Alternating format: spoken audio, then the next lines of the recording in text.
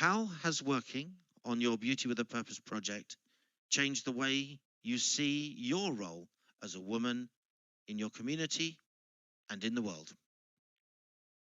Good morning, ladies and gentlemen. Aibowan, Namaskaram. First of all, I have to be thankful and grateful for this opportunity to be standing here today because every year I've been watching Head to Head Challenge every year. Now I'm standing here as a finalist. So I'm very grateful. Thank you again. Well, I'll tell you a story first. When I was about 12 years old, I went to a competition from my school to represent my school. And I was with another girl from another school, and she was on her period.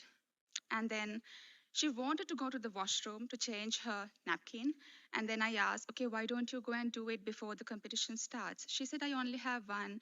I'm not, uh, I don't have many, so I can't use it. I don't want to waste it. At that time, I was like, why does this happen? What does she mean? Because I never had that problem growing up.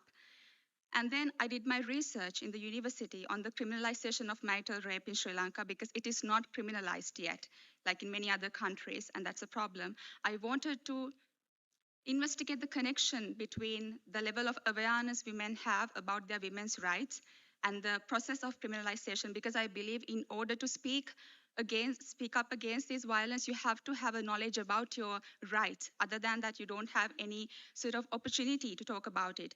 And then only I found about period poverty. I realized besides violence, they're also going through period poverty. They're not just victims of menstrual poverty, they're also victims of violence, both at the same time.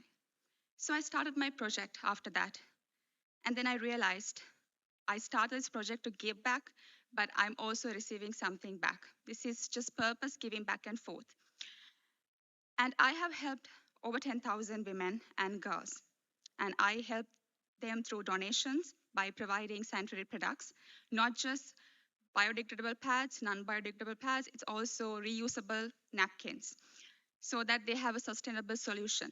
And second, the awareness, because I believe awareness is key. You can give a napkin, but you can only use it once. But awareness will pass through generations. So when we do awareness programs, we try to target the audience that we are talking to. As an example, for young children, we are talking about how menstruation happens, what happens inside your body, and what you should be doing when it happens. And for older women, we talk about menopause, we talk about contraception, we talk about sexual health.